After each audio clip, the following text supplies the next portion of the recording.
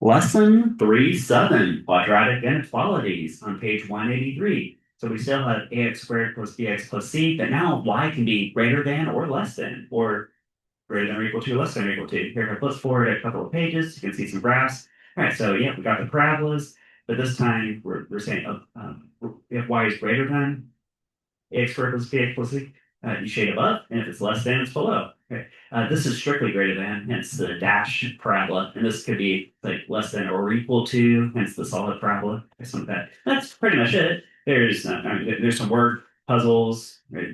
Say like maybe you want revenue that's greater than something, or something like that. So, all right, let's jump into these. I'll do all the examples with you guys, and then highlight a few from the main puzzles. Okay, so example one, graph of quadratic inequality. Graph y is less than or equal to x squared minus 2x plus 8. So let's try it out. So example one, y less than or equal to x squared minus 2x plus 8. Okay. Well, I could just graph this like what if y is equal to that, and then also include the less than part. Okay, so how can I graph that? Uh, see, one thing I see right away is, hey, maybe I could factor this. Well, okay, what's two numbers that multiply to 8 but add to -2? Uh, Actually, I don't know if that's going to happen. So what do they do here?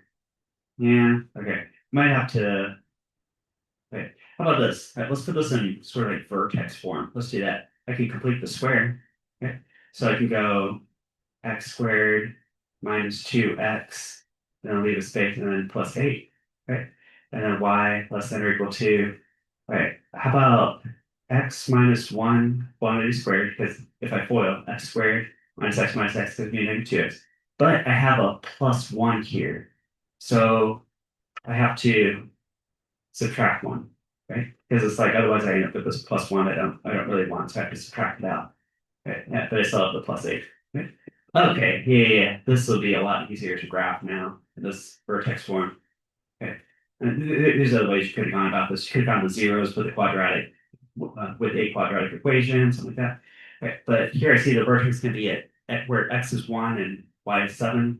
Okay, so at least I know where to put that parabola. Okay. So where x is 1 and y is 1, 2, 3, 4, 5, 6, 7. Also, it's an upper parabola. So, yeah, okay. Got a vertex there. Yeah, that's all right. We'll be able to make do with this. Okay. Okay. And then I bet, see, this is just regular parabola. Like a is equal to 1 in this case, this leading coefficient. I bet I can go over 1 up 1. So I should get a point at 0, 8, which should be the y-intercept. Let's see if that's true. If I plug in 0 for x, do I get 8? 0, 0, 8. Yeah, I definitely do. Yeah, it's right here. If I plug in 9, or sorry, if I plug in 2 for x, I should also get 8 for y. Let's see if that's also true. So if I plug in, here, I'm going to show you guys this calculator trick. I think I showed some of you guys this. If I do answer squared minus 2 answer plus 8. See where I just typed in answer, which I get by hitting second and then this negative key? Okay. I can treat that as a variable, and then I can plug in whatever I want for x. So I can type in 0, scroll up twice, and it plugs in 0 and gives me 8, which I knew that point was there. Remember, you can always make a table too. Here's this is just another way to graph. You plug in 0, 1, 2, 3. Okay. Again, plug in 1, and I get 7. No surprise, because that point right there is 1 comma 7, which is the vertex. Okay. So I've got 0, 8, 1, 7. I bet if I type in 2 here, right, 2, and scroll up a couple of times, yep, also get 8, just like I thought. That's 2, 8. If I plug in 3, I get 11. I bet if I plug in -1, I also get 11. Let's see it. -1, 11, yeah, no surprise. I said 8, 9, 10, 11, it's like up here. 3, 11. Anyway, this is the parabola that's forming. It's looking kind of like this. Kind of like this way up here. Okay, like that. Right, now, if it said y equals that, then that would be it. That would be the whole thing. Right. But it doesn't quite say it. It says y is less than or equal to that. Less than just means anything underneath. So I can shade in all this region right here. Okay. So I just like shade, shade, shade, or hatch. However you like, shade or hatch. It could be anything here. Okay. If you want, you can pick a test point, or let's pick a couple of test points. So I'm making a claim that how about 0, 0? That's a nice, easy test point, right? 0, 0 should be part of the solution set. But I think this point right here, how about 1 comma 8 would not be 1 comma 8 would not be part of the solution set. Let's try both of those. So if I plug in 0, 0, I should get a true statement. So if I plug in 0 for x, then all this comes out to 8 because these zero outs will get 8. Is 8 greater than 0 from the 0? Yeah, 8 is greater than 0. So this is true. This definitely works. Okay. I bet the point 1 comma 8 fails. Like if I plug in 1 for x and 8 for y, I bet I got a false statement. So 1 for x, that's actually I know what I'll get. I'll get 7, right? Because we did that already. Okay. So if you plug in 1 for x, you get 7 on this side. How does that compare to 8? Is 7 greater than 8? No, not at all. So that point fails. All right. And then again, you could pick this point here. It would pass bing. This point passes bing. This point fails. And so on. Other. I got one down. Um, let's go. Example 2. Oh, write a quadratic inequality. All right. So this time, well, this looks exactly backwards to the first one, doesn't it? All right. So they give us the graph and they want us to write an equation of this. So example 2. Right. Now, for the one we just did, it was really easy to graph this if I had vertex form because I could plot down the vertex and get everything else from there. Okay? Starting from the standard equation. Okay? So we went standard, vertex form, and then graph. And here I see a graph. I wonder if I take this graph, put it in vertex form, and then maybe make it standard after that if I want to. Let's try that. All right, so I could go y equals a x minus h quantity squared plus k. Okay. Oh, actually, I shouldn't say equals. I should say strictly greater than something, right? Because it's an upside down problem. Right? So it should be strictly greater than, right? By the time this all pans out. Because it's dash, that's why it's strictly greater than. Okay. All right. Now I see what h and k are. It's this vertex right here. So this is at 1 comma 1, 2, 3, 4, 5. 1 comma 5. So when the x value is 1, the y value is 5, and that represents the vertex. Okay? So I really got y is strictly greater than, it's some leading coefficient, x minus h, whoops, x minus 1, I should say. That's a 1 right there. Right, quantity squared plus 5. Okay. Okay. Now you just got to figure out what a is. Now, I see what it's going to be anyway from the graph. See, like it goes through the point 0, 0. So it's like if you go over 1, you go down 5. Well, a regular parabola goes like over 1 up 1. This one goes over 1 down 5. Either way, over 1 down 5. Okay. So I know that a has to be negative 5. Well, let's say you didn't recognize that right away. You might like some procedural way to figure out that a is negative 5. What I can do is I can plug in any other known point on the parabola, like 0, 0, I see is a point. So y is 0, x is 0. Now, this would not satisfy this inequality, but I'm trying to land a point on the dash line. Right, so can I do that? Right, so 0, maybe I'll say like equals, right, just to solve for a. I'm trying to solve for a. That's my goal right now. A, which should be negative 5. I'm just going to confirm that. 0 minus 1, quantity squared plus 5. Okay. Now, all this becomes 1, right? So 0, a times 1 squared is just 1 plus 5, subtract 5. Yeah, that's what I was looking for. Right. I'm looking for a to be equal to negative 5. Right. So now I have y. I'm going to go back and restore the inequality. Is greater than, so strictly greater than. Okay. Got negative 5, x minus 1 quantity squared, and then plus 5. Okay. Now, if you were typing that in Alex, that should be an acceptable form right there. That's vertex form. If you wanted, is that what they got? Yeah, that's exactly what they got. Okay, all right. If you wanted to get that in standard form, you could. You could just FOIL this out and then add on the 5. Okay, so let's see what that would look like. This is vertex form. Vertex form. Let's see what is standard form. Okay, so I got negative 5. And then if I FOIL this, that's x squared minus x minus x minus 2x. And then negative 1 is positive 1. Positive 1 right here. Okay. And then I still got this plus 5. Y is strictly greater than. Okay, I need to distribute this negative 5 right here. So that's negative 5x squared plus 10x, right? Negative, negative, and then minus 5, right? And I still got this plus 5. So I think it's going to be y is strictly greater than negative 5x squared plus 10x. And then these constants cancel. Right? So this would be the standard form right here. Standard form. Right? So either of these answers would be correct because they say the same thing. It's just a little bit different formats. Okay. In fact, I know this is true because remember how this dash parabola goes through the origin 0, 0? So put in 0 for x, get 0 for y. Okay, so there. All right, so there we go. Um, Okay, here, one more thing with this. Let's pick a test point. So how about this point right here, the point 0, comma 5. 0, comma 5 should be part of the solution set. It is part of the shaded region. So if I plug in 0 for x and 5 for y, I should get a true statement. So 0 for x and 5 for y. Well, this all zeros out over here. Is 5 greater than 0? Yeah, it sure is. Yeah, so pass. We're all good. All good. Okay. What's over here? Solving quadratic inequalities. So if you got x squared plus bx plus c, so some kind of a parabola is strictly less than 0. Okay, less than 0, you're looking for like underneath the x-axis or negative, something like that. Looking at this part here.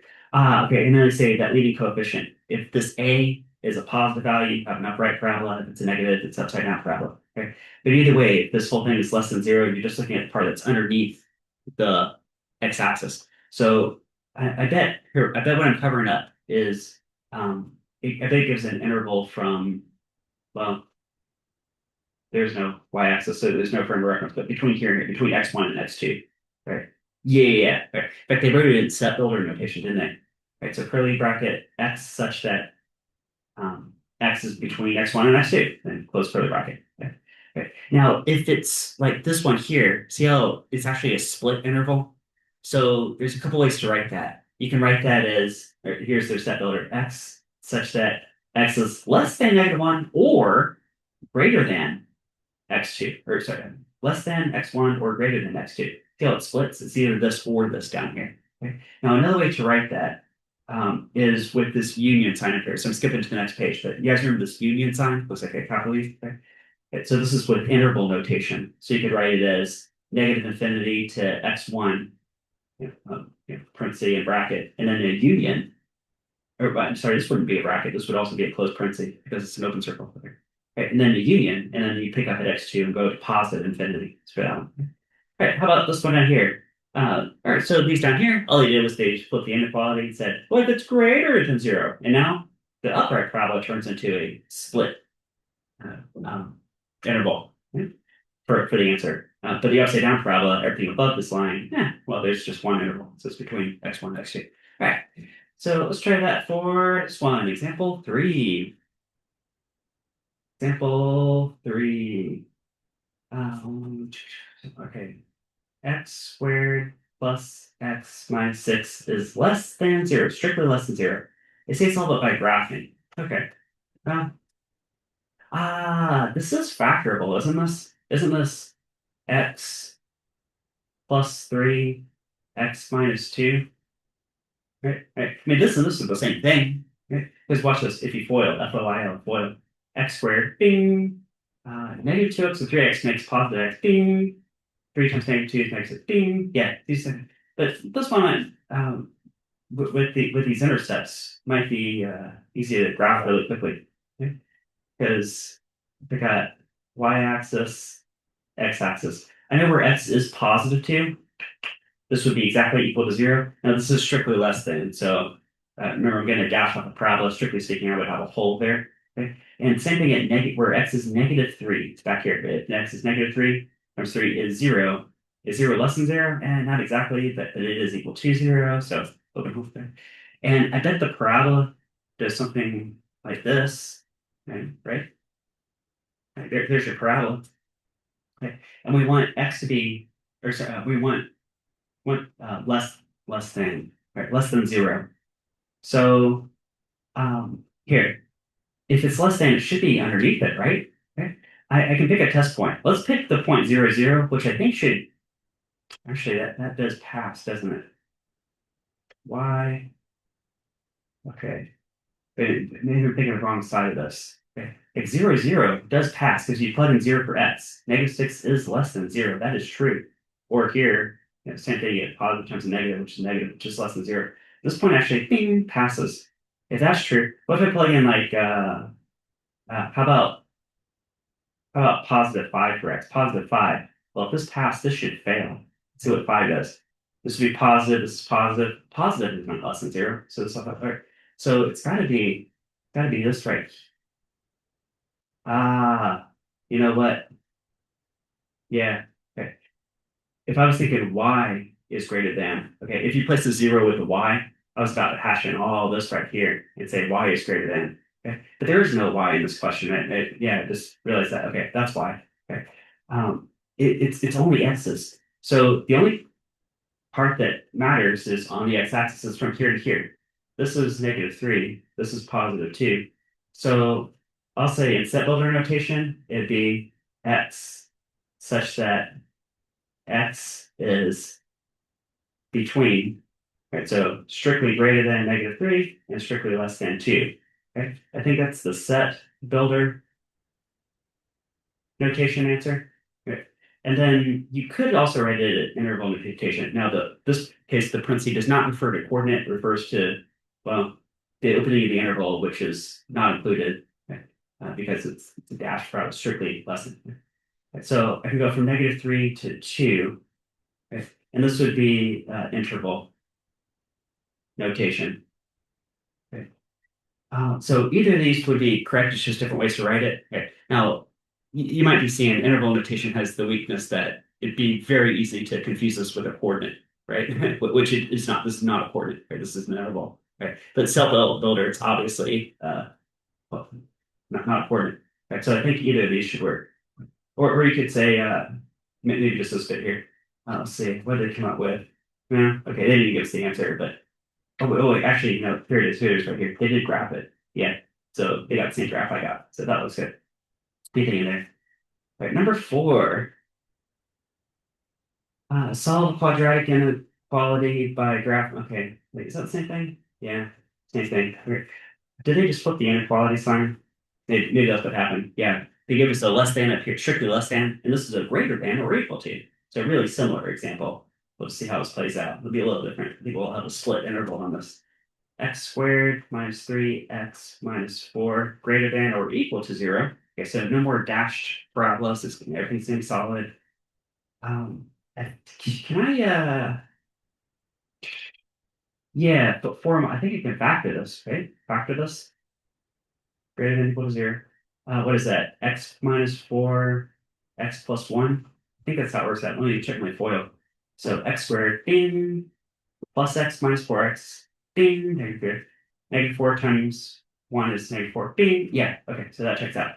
So I know there's something special going on that where x is +4 and where x is -1. So let's try that. This is so x factors for x is 4, and then -1 by x is okay. Now, since it's allowed to be equal to 0, right, it's inclusive. I can make this a solid dot, and this is a solid dot. Okay. This does look like an upright parabola. So I think the rest of the parabola basically looks like this. Something like that. Okay. I could get more points on it, but I think this all need for this one. Okay. Now, if it said y instead of 0, as in y is less than or equal to blah, blah, blah, blah, okay, it would be all this region, all this region. Okay. But it doesn't actually say y, just like the previous example. It doesn't actually say y. It just says there is no y. It's all just x's. Okay. So the only part that matters is either this interval out here or this interval over here, but nothing in the middle. Okay. Yeah, so we have a split interval, don't we? Split interval. Okay. Let me double check. So I think the point 0, 0 should fail because I did not include that. Let's make sure that fails. Does this fail? Well, this would be a negative. This would be a positive. Because 0 minus 4 is 0 plus 1. Is an overall negative number greater than 0? No. So this one definitely fails. Okay, well, that's good. Okay. What about something extremely big, like 10? 10 minus 4, positive. 10 plus 1, positive. Positive times a positive is a positive. How about something extremely the other way, like -10? So it'd be -14, -9, negative times negative is definitely positive. Yeah, it all checks out. Okay, so we are Good so far. Now, how can you write this in either set builder or interval notation? So set builder, I'm going to go x such that, okay, now x could be less than or equal to -1, or, and I'm writing out the word or, x is greater than or equal to +4, and then close curly bracket. Okay. So that's my set builder notation of way of communicating that. Right? And then there's an interval notation way of communicating this, okay, which goes from -infinity to -1. And then now I'm going to close it with a bracket because x is allowed to be -1. Okay. Then I'm going to bring in the union, right? So it's this interval, or right, the union means or in mathematics, right? Or this one over here, right? Open bracket, or all the way to infinity. Okay. So these are both correct ways of communicating this, right? Just one set builder and one interval notation. Okay. Let's see what the book has here. Um, yeah, okay. They left a lot of blanks, but they got the exact same format that I do, right? They got the same notations and all right. Okay, example 5. Solve an inequality algebraically. Okay. We have a word puzzle, And this is the last example before we hit the main puzzles of the book. So, got here. Marcus is planting a garden. He has enough soil to cover 104 square feet. He wants the dimensions of the garden to be at least 5 feet by 10 feet. 5 by 10, that'd be 50, right? Which is definitely less than 104. Okay, so we could make it bigger, right? Okay. He wants to increase the length and width by the same number of feet. I gotta get a picture going for this. Let's go. So we got 5 by 10. Okay. That's exactly the scale, but this is 5 feet, and this is 10 feet. Okay. And then, see, well, okay, let's expand it out the other way. Okay. He could expand this by 1 foot that way, 1 foot this way, make this 11 and 6, right? Or he could go uh, expand it another foot this way and also another foot this way and make it 12 by 7, right? Or another foot and another foot. But however much he increases the length, I'll call it some amount x, he also increases the width by the exact same amount x. Okay. Okay. I bet he could, oh, you know what? I see where this is going. Okay. I bet he could increase this garden, because remember the original size was 50 square feet, 10 by 5. Okay. He has 104 square feet of soil. I think he could keep increasing this until he uses all the soil. Right. Is that how they're going to frame this? Right.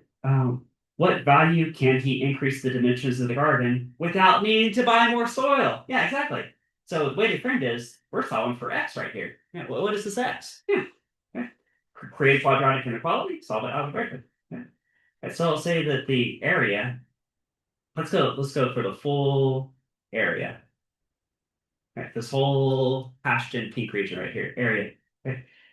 Has to be less than or equal to 100 and okay, 104 square feet. Okay. Okay. Here we go. Here we go. Right. And in place of this area, I can make an equation with the x's in it. That's what I can do.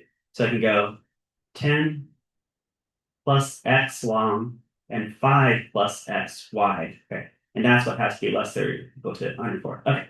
So there's my starting equation right here. Okay.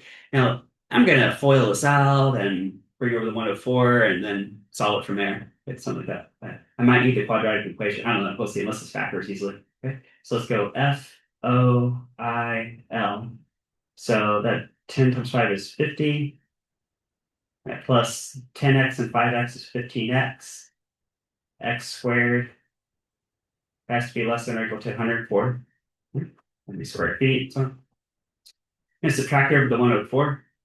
So 50 minus 104 is -54. And here, I'll rearrange this a little bit too. Let's go x squared plus 15x minus 54 is less than or equal to 0. All right. Okay. So be an upright parabola.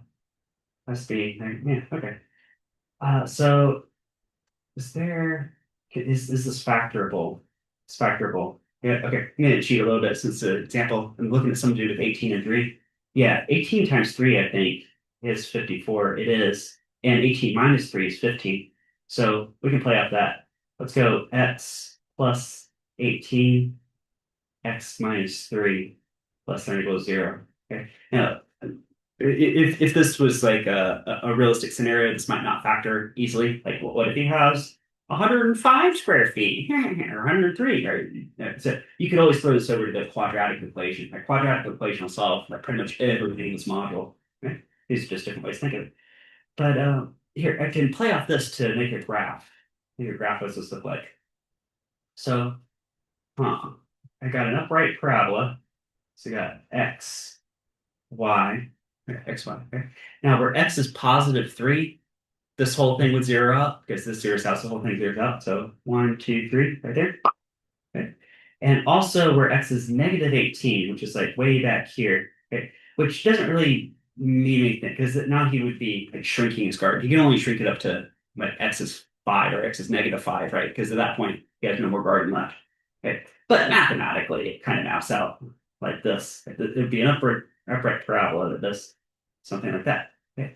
Now, because he only has so much soil, the constraint leads to the inequality condition. This has to be less or equal to 0. Okay?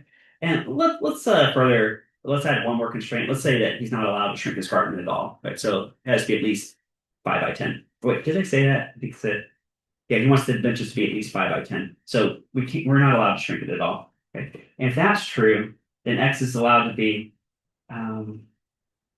see, this has to be less than 0. Right? Well, here's 0. And this parabola has to be less than 0. That's this part right here. Okay? So the x values that corresponds to are 0 to 3.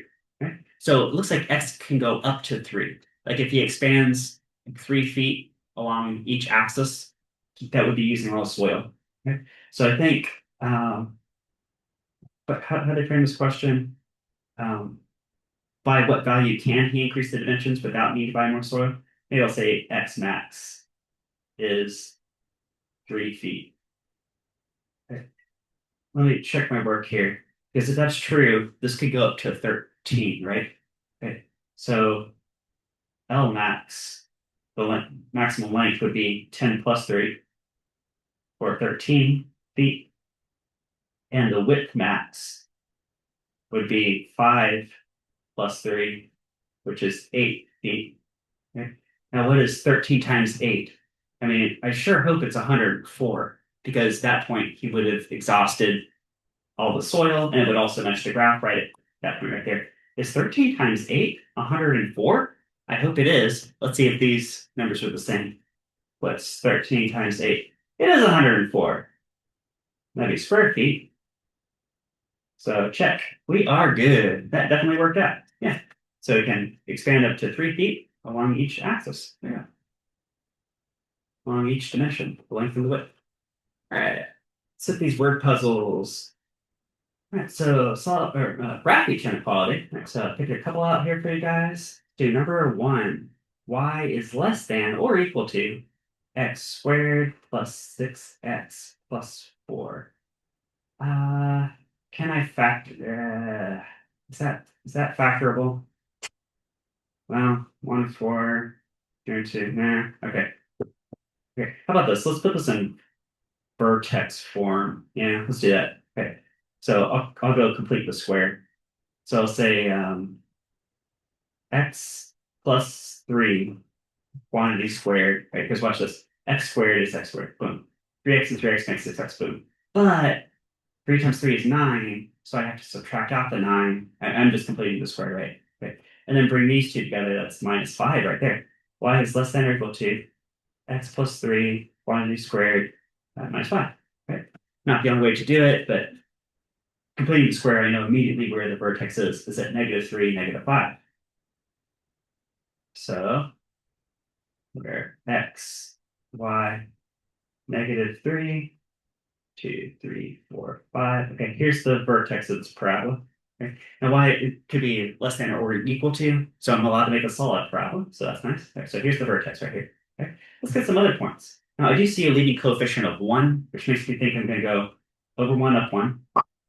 and over another one up another 3. Right, so the point -1, -1 should exist. Let me make sure that's true. Right, remember, you can always make a table of values. So I'll make an XY table. I'm claiming that these points are going to exist, but I haven't proved it yet. All right, so X, Y. Let's go -5, 4, 3, 2, 1. -5, -4, -3, -2, -1. Okay. I think it's going to map out exactly where I put those points. So I'll go answer squared plus 6 times the answer plus 4. Okay. Right. Now, the first answer is junk, but if I type -5, right, and then I scroll up twice, right, if I did everything right, I should get -1 out of this when I hit enter. It is -1. And how about where x is -4? Enter, scroll up, scroll up. -4, -4, -4. Yeah, that's the part right there. Bing. How about -3? This should be my vertex, which I was claiming happens at -5. Bing. -2, -1. Yeah, it's all there. Right? Now, if you continue this parabola, notice that where it crosses the x-axis is not an integer value. Neither of these zeros are integer values, okay? Which is why it wasn't immediately factorable to start with, or not easily anyway. Okay. But if you ran the quadratic equation, I bet you get something between -0 and -1 here. Something between -5 and -6 here. If you ran quadratic equation, I bet you would. Now, I've got one more thing to do. It's got to be y is less than or equal to this parabola. Now, equal to, well, it can just be a parabola, but less than could be anything underneath it, or to the right of the right, or left to left, because that was still underneath it as you extend upward. So all this pink region right here, okay, also including the parabola, is part of the answer. That's the idea. Like that. Okay. Okay, let me pick a test point. I'm claiming that the point 0, 0 is part of the solution. Okay, let's see if that works. Is 0, 0 part of the solution? Well, if I plug in 0 for x, then all the stuff comes out to 4. Is 4 greater than 0 for y because 0, 0, right? Okay. Is 4 greater than or equal to 0? Yeah, it sure is. So this test point passes. In fact, anything in this peak region that I shaded in is going to pass. So it works. Okay, next one, number 7. Oh, they give it to us in vertex form. Okay. 7. Y is now this is strictly greater than. So I'm already thinking ahead a couple steps. I know this is going to be like a dashed parabola and that. Okay. That's squared minus 2. Okay. All right. So um, if I put x at -3 and y at -2, that's the vertex. So it'd be like here, so x, y, -3, -2. It's a vertex. Okay. Now, if I had FOILed this out and so on, the leading coefficient on the x squared term would just be 1. So I have a regular parabola. I can go over 1 up 1, over 1 up 1, over 1 up 3. It's like here. 1 up 3, it's like here. Okay. So I'm making the claim, for example, that the point -1, comma 2 exists, and the point -3, comma -2. Well, -3, -2 is obvious from the setup. Okay. But is the point -1, 2? Is that a point? If I plug in -1 for x, do I get 2 for y? So -1 for x plus 3, this is 2. 2 squared is 4. 4 minus 2 is 2. Yeah, there it is. There's 2. Right, that's the point. Okay. Now, remember, though, this is strictly greater than n plus, so I do have to dash this. So none of these points on the parabola are actually part of the solutions. So go with that dash. Okay. And y is strictly greater than, so that would be all this region right here. So, okay. So that should be the solution right there. Okay. Let me check a point. So I think the point -3, positive. Well, let's go 0. How about -3, 0? Right, so I can zero out my y. Right? So if I plug in -3 for x and 0 for y, I should get a true statement. Let's see. -3 plus 3 is 0. 0 squared is 0. Minus 2. Is -2 less than 0? Yeah, it sure is. Bing. That works. And any point in that peak region will pass. Number 12. Okay, so 10, 11, 12 look pretty similar. Okay, this time they're giving us the graph to say, right, quadratic inequality. So I'll pick one of these for the guys. Number 12. Okay, it's an upside down parabola. Okay, let's put this in vertex form and then figure it out from there. So I can say y is strictly greater than because I see that everything above the parabola is shaded in, right? Now, I'll put it in this form. A um, x minus h quantity squared plus k, something like that. And then what I know right away on this parabola is what is h and k, which is negative 8 comma 18. So where x is negative 8. Now, careful here. What's negative 8? Isn't that like plus 8 squared? Then y is 18. That takes the place of k right here. Yeah, so I got that. If only I could solve for that a, then I would have it, right? So let's pick another point. They give us a point 0, 2. That looks like a pretty straightforward point, right? Now that is dash. I'm just saying over there. So if x is 0, y is 2, that would lie on the dash parabola. So that will allow me to solve for a. Okay, that's my goal here. So 2, here, I'm just going to change this to equals just to solve for a. Um, okay, 0 plus 8 being squared plus 18. Um, this is 2 equals a times 64 plus 18. Subtract 18, negative 16 equals a times 64. Right, divide both sides by 64. I think that's negative 1 over 4, right? Negative 1 over 4. Okay. All right, so now I can plug that in right there. So bring this down. So y is strictly greater than negative 1 over 4. I knew it was going to come out negative to start with because it's an upside down parabola. You guys probably saw that too. X plus 8 quantity squared plus 18. Okay. So that's vertex form. You could FOIL this out and distribute this and you could put it in standard form. That could be tricky. Wait a minute. Why is, yeah, okay, yeah, no, we're good. Okay, I'll just stop that. Okay, you guys get the idea. So that's a perfectly valid answer. All right, number 15. Solve each inequality by graphing. Okay. 15. We got x squared minus 6x plus 9 is less than or equal to 0. Okay. Now, if I said y instead of 0, okay, y is greater than something, something, something, which looks like a parabola, everything above the parabola, sort of. Um, yeah, I can factor this. Here, watch this.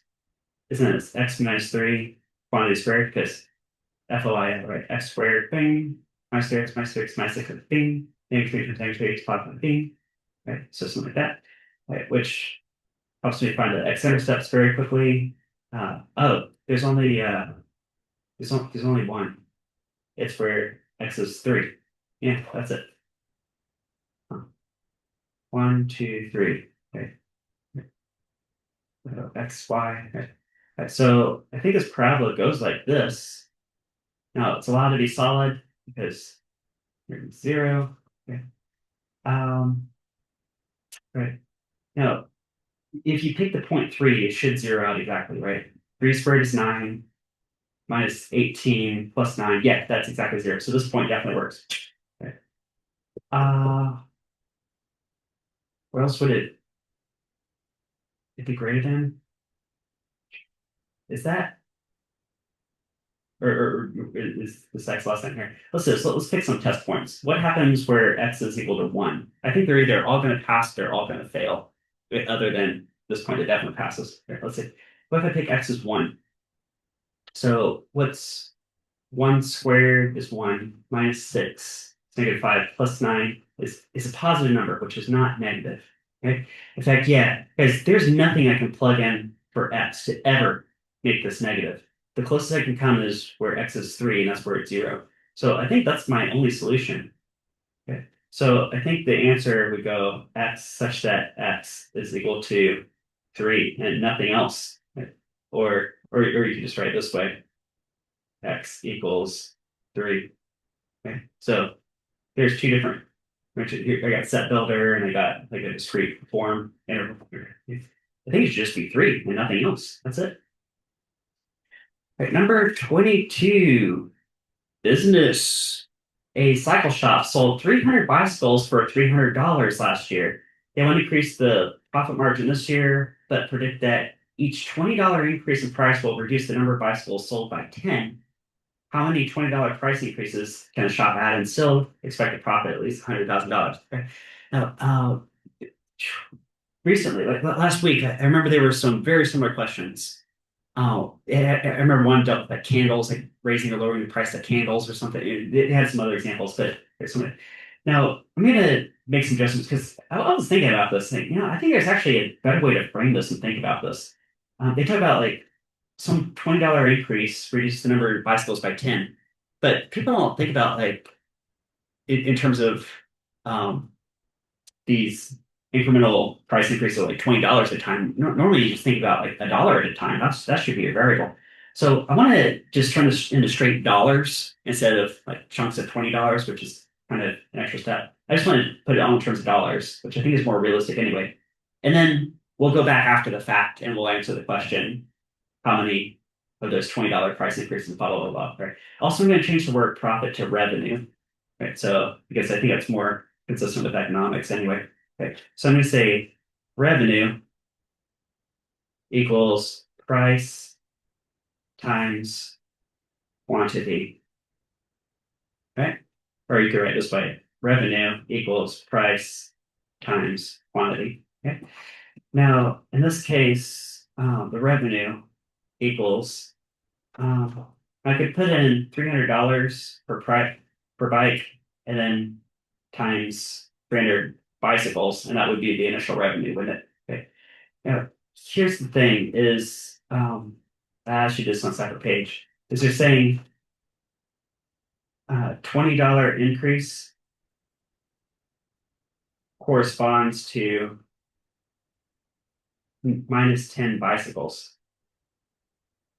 Now, I'm thinking I want to treat this P as like sort of like X, like an X variable. And I want to do it just dollar by dollar, which would probably be more realistic than the real world to do it, dollar by dollar.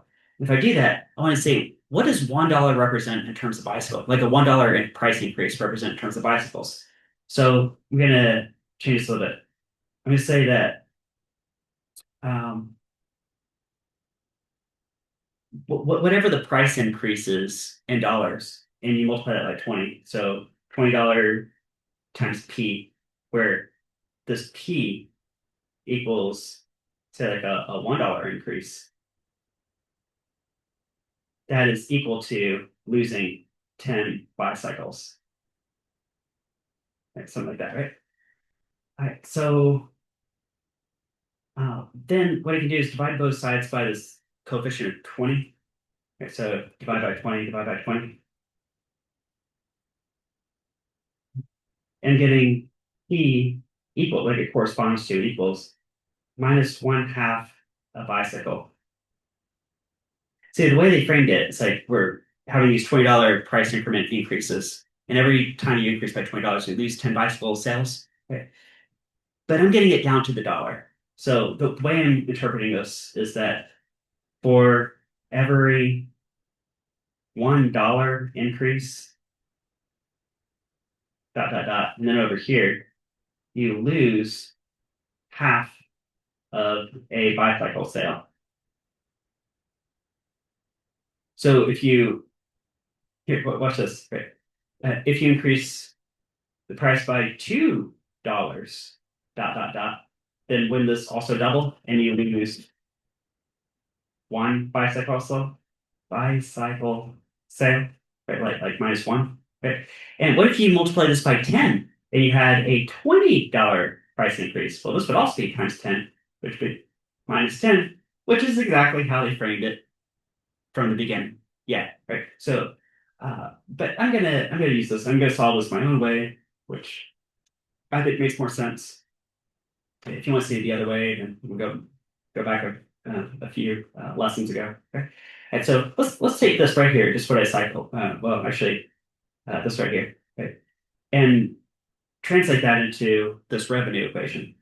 Right? So the original revenue here, I'll say original, was $300 times 300 bicycles. So this is And this is bicycles.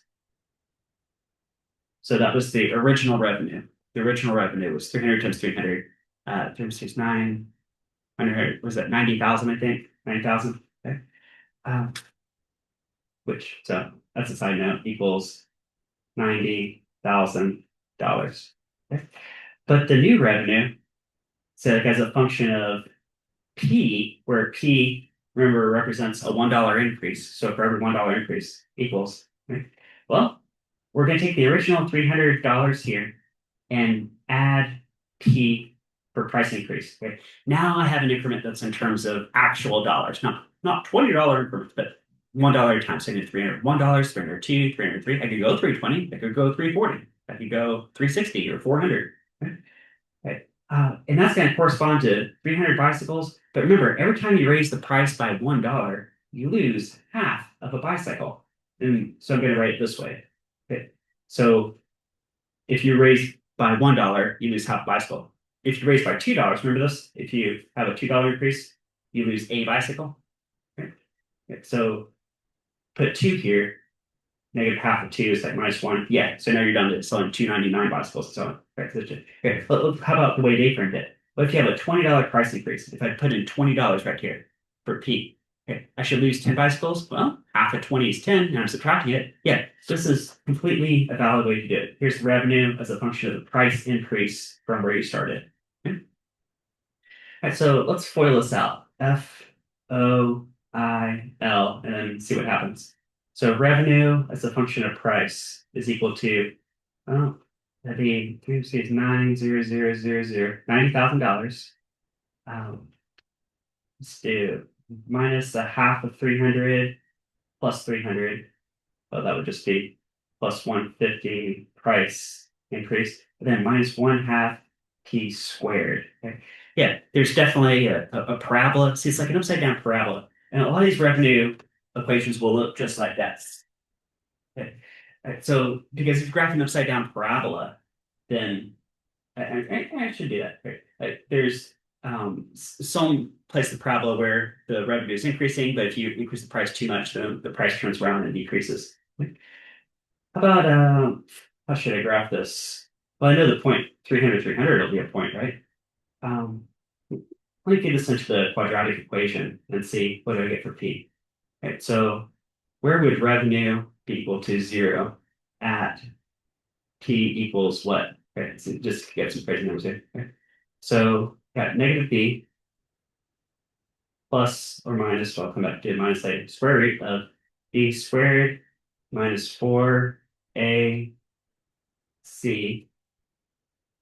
all over 2A, which is like this. Negative 300, or, and then if I put in a minus here, I'm getting 600. Okay.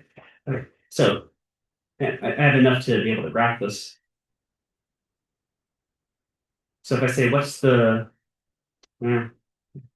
what's the revenue here as a function of the price increase? Revenue is a function of price increase. Okay.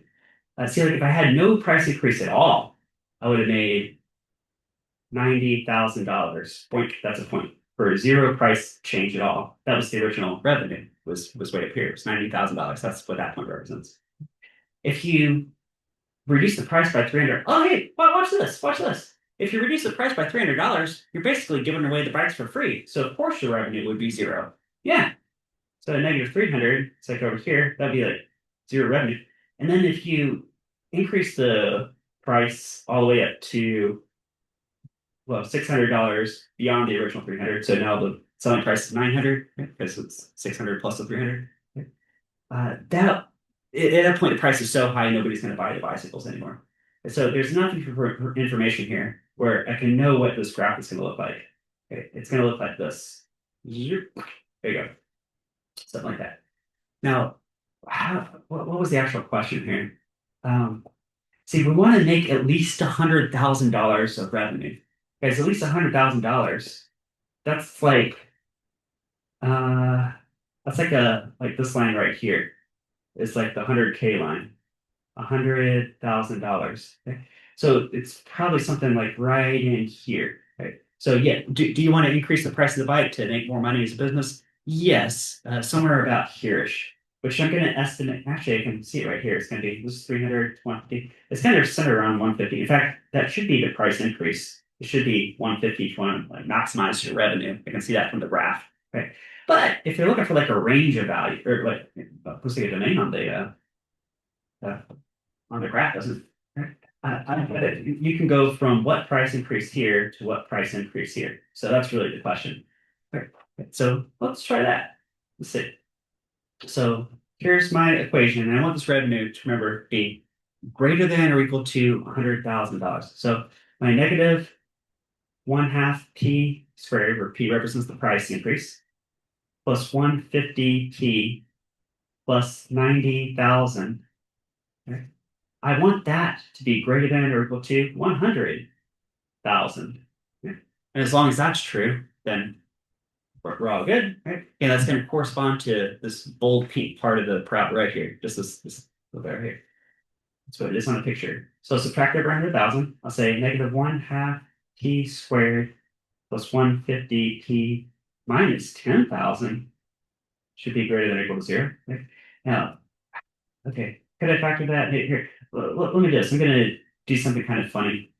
Um, is it okay if I multiply everything by negative two if I do that?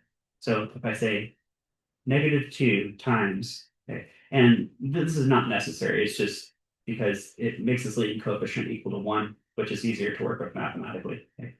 Right, so I got p squared minus 300p plus 20,000.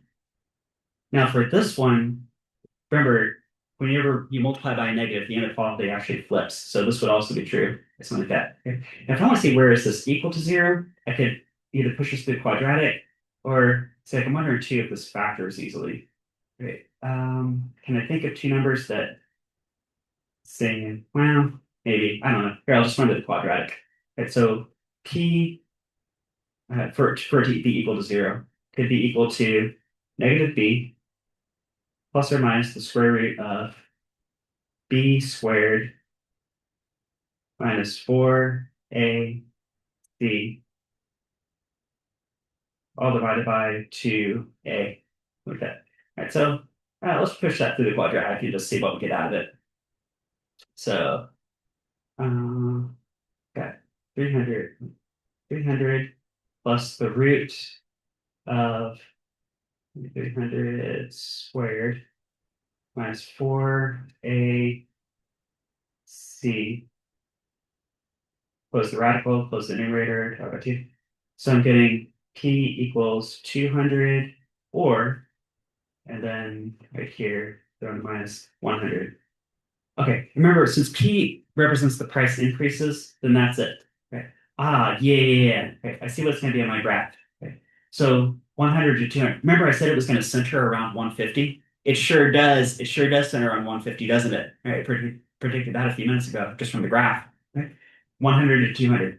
So the price increase, here, in set builder notation, I might do like price such that so price increase, that's what P is. Price increase such that the price increase is between 100 and 200, I think including. So I should do also equal to, because if you said it exactly equal to, yeah, 100 or $200 above the original price, you would get exactly $100,000 revenue. Something like that. Yeah, that's probably a good way to write that. Something like that. All right. And then to maximize your revenue, go with 150. Okay, this is our show right here. Right. Boom. Ooh, I highlighted one more, so I'll do one more example with you guys here. Baseball. A baseball player hits a high pop-up with initial velocity 32 meters per second, 1.3 meters above the ground. The height of the ball as a function of time is modeled by HT is negative 4.9 t squared plus 30t plus 1.3. Wow, that's something I've seen over and over this module, right? Because height is a function of time and in a gravity field. That's a really great example of parabolas and quadratic equation use. Okay? So 36. Here, I'll go ahead and write what they gave us here.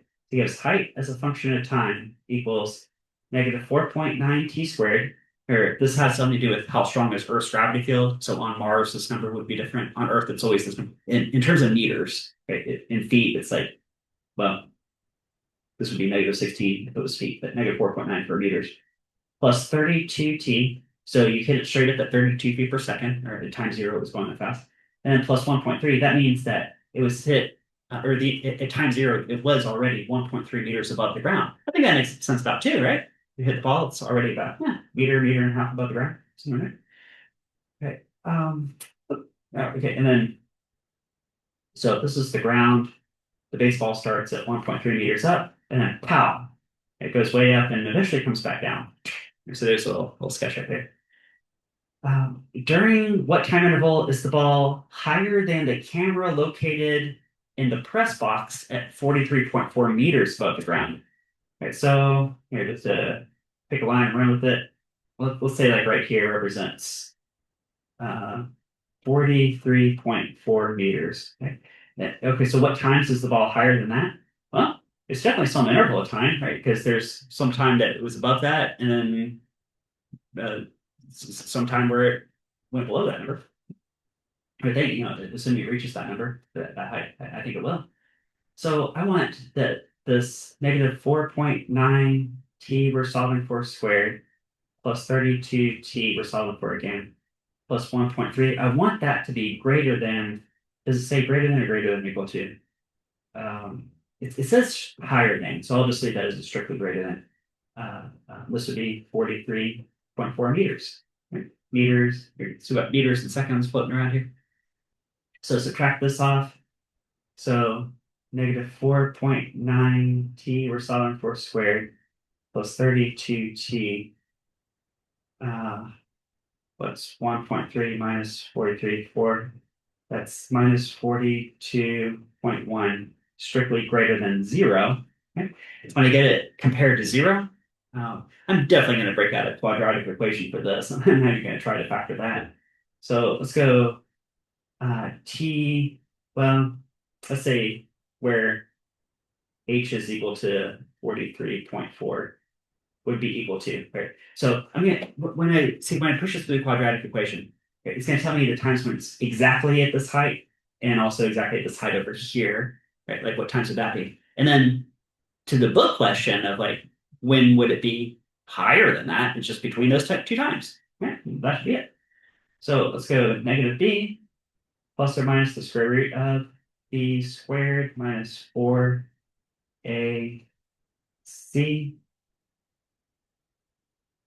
do, all divided by 2a. Okay. Okay, so quadratic. Uh, Three negatives makes a negative. Let's just go, okay, open parenthesis, -b plus. So we'll start with plus and we'll do minus later. Okay. I mean, I'm predicting I'm going to get two positive numbers out of this, right? They both got to be positive because the ball would have been surpassing this height level after it was hit. So I better get two positive numbers out of this. 32 squared, let's see, minus 4, 4, 9, 42, 1. Three negatives makes a negative, so take care of that already. Plus the radical, plus the numerator, divided by -9, 8. I'm getting t at height equals 1.826 seconds, or then scroll up, scroll over, plug in a minus where the plus was. 4.704 seconds. Okay. Yeah. Okay. So for the ball to be above the camera level, because my camera level is like right here, here's my camera. Right, okay. For the ball to be above that, the camera has to like angle up to catch the ball. 1.826 seconds, less than time, less than 4.704 seconds.